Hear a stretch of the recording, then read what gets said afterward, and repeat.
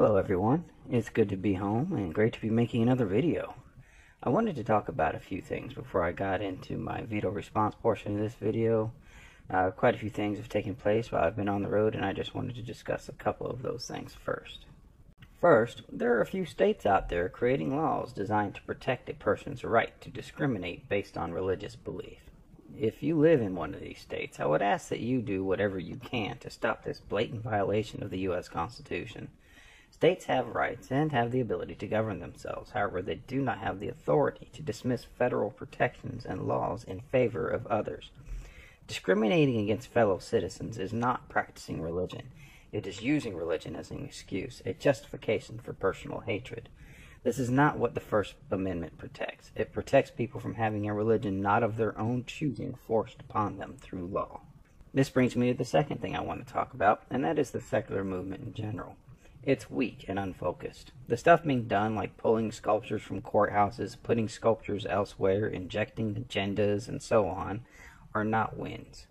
The states I mentioned earlier support this conclusion. However, as weak and unfocused as it is still making some headway.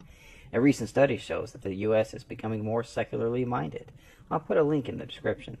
But my point isn't to just bash the pointless endeavors of self-appointed atheist leaders.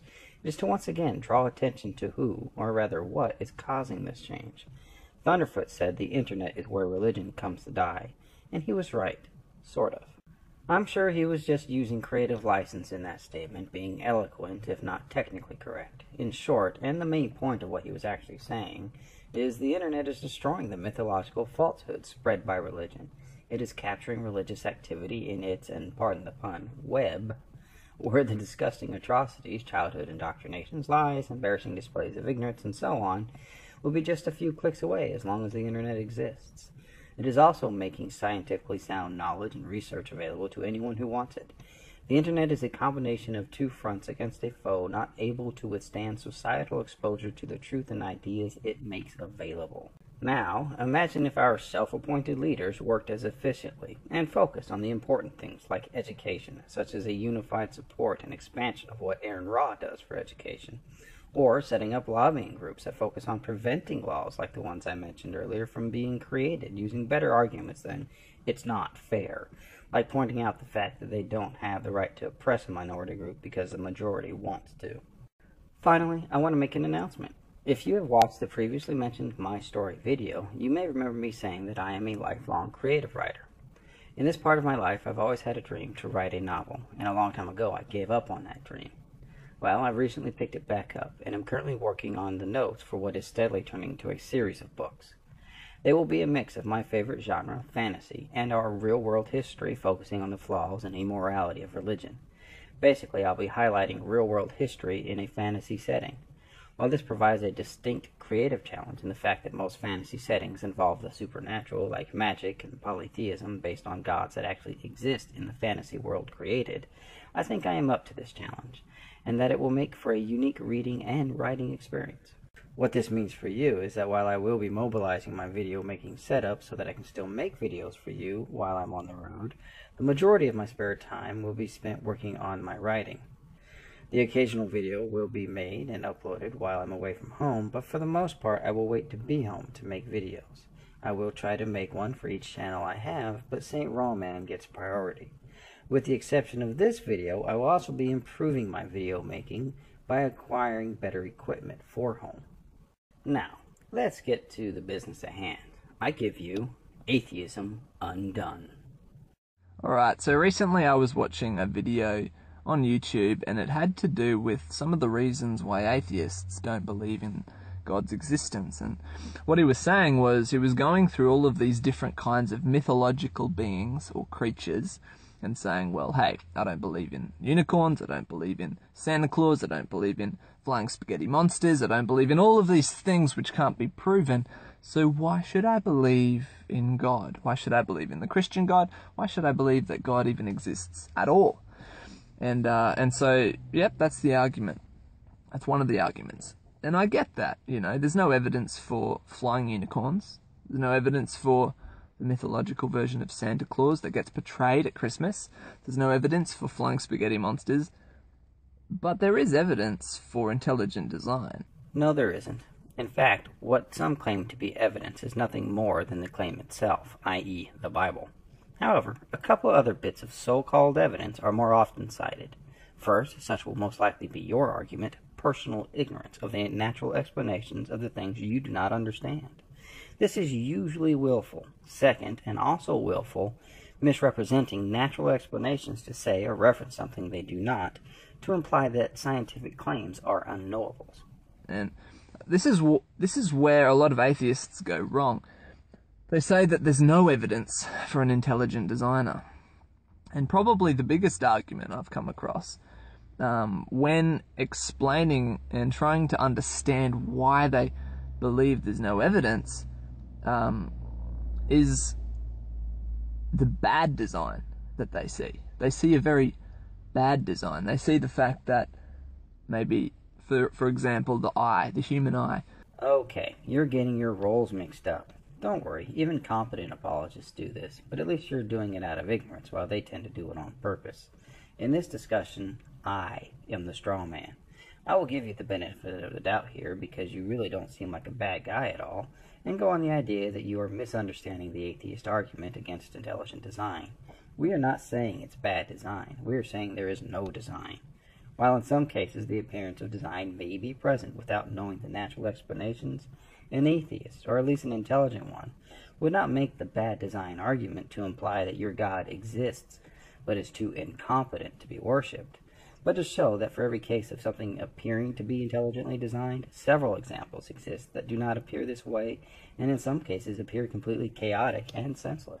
Some people say, well, the octopus has a better eye than a human eye. Why would God, make a better eye for the octopus than a human if he loves us so much and if we're his children? And so this is the kind of thinking that people have. And yeah, I can see where they're coming from if they think that the eye of the octopus is better than the eye of the human. And I don't know for sure whether that's the case or not. But at the end of the day, even a bad design doesn't negate the necessity for a designer. Even things that are badly designed were designed. Even things that are badly designed were still designed. There's still a designer. You're arguing from a flawed premise and a misunderstanding of the objection you're arguing against. I would suggest you not do so with such a look of smug self-satisfaction. As I said, the objection is to the concept of a designer, not to said designer's competence. And when you look at a bad design, you can either approach that with and interpret that bad design in two ways.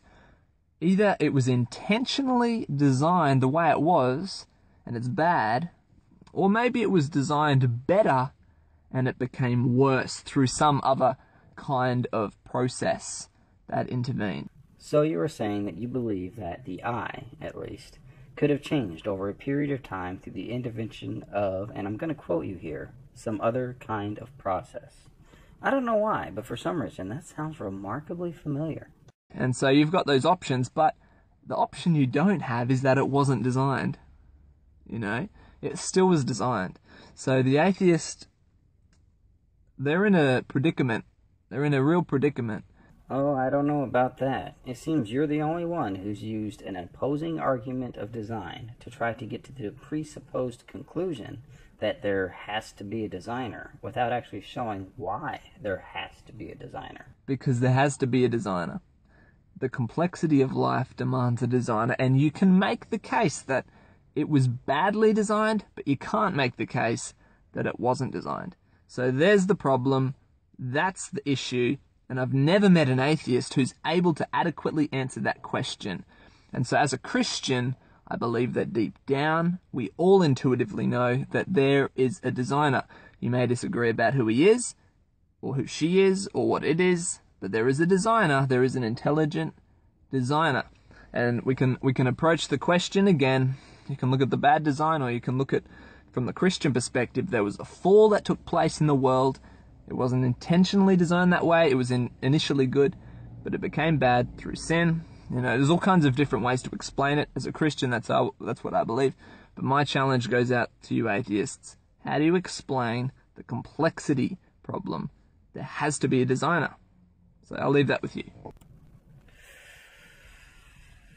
Oh, wow, you're right. We atheists have never tackled that giant hole in all of our arguments. How can we explain the complexity of life? You may have gotten us, finally defeated the whole of our disbelief with that one question. What have I been doing with my life? Sitting here, thinking I have all the answers and evidence that I need to show that the claims made by religion are nonsense, and never even bothered to ask science to explain the complexity of life. What the hell, scientists? How could you have led me so far astray?